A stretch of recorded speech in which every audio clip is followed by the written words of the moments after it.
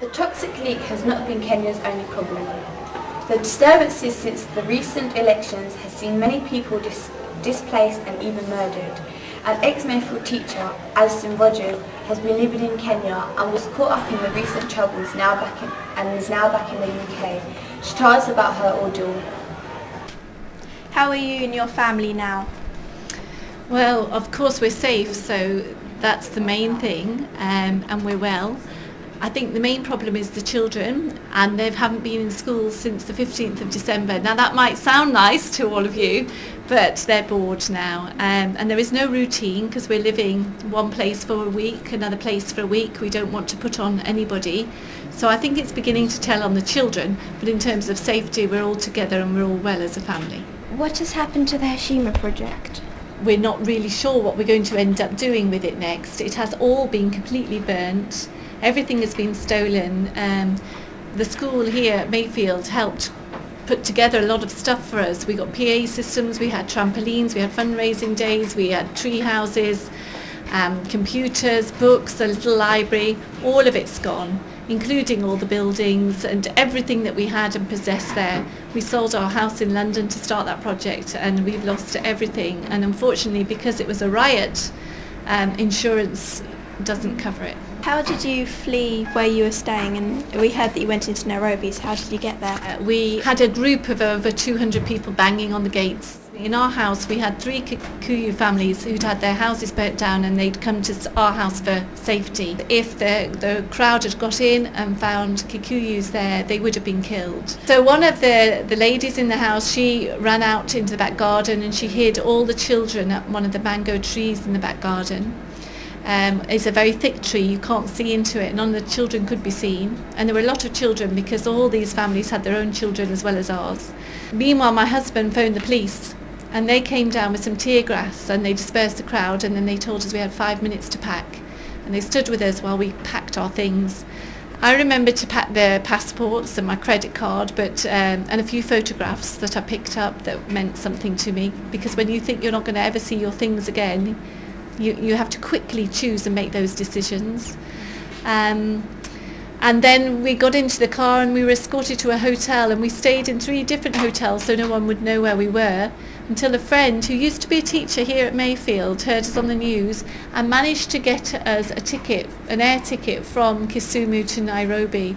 And we left the airport about 6 o'clock in the morning before riots had time to properly kick off or start, to make our way to the airport. And they were in the back and I was sitting in the front, so if someone had seen us they wouldn't have stopped the car.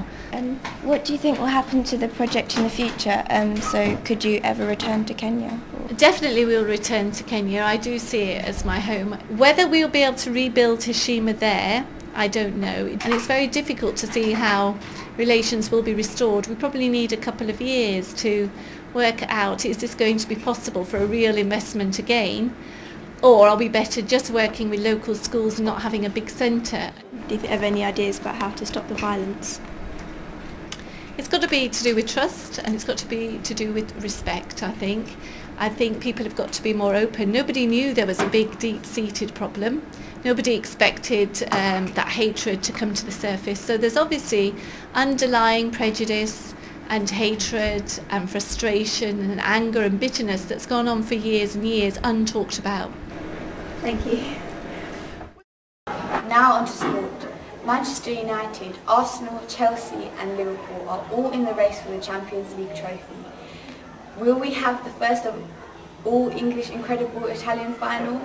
Barcelona are hoping that their next match won't be as hard as their game against Scotland's Celtic, who they narrowly beat to get to the next round. Liverpool has shown top form in the Champions League compared to their poor performances in the Premiership.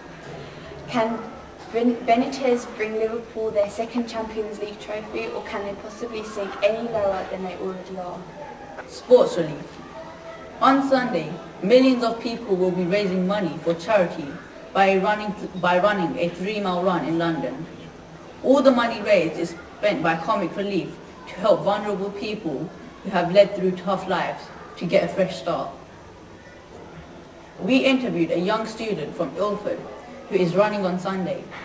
Ammar said that he is running in order to raise money for the poor all around the world, who do not have as many facilities and opportunities as we do. And our final story, hurt by a phone. Last year, 6 million people were hurt by crashing into lampposts, bins and bollards, whilst talking and texting on their mobile phones. These injuries have ranged from bruises to broken bones, even a fractured skull. A research has found that 63% of the people concentrate so hard that they don't know what's around them. 1 in 4 would support mobile lanes on pavements to highlight the increasing number of hazards and nearly half back the use of protective pads around them. So next time you're walking and talking, please be careful. This is Mayfield School. Signing out. There you go. Well done.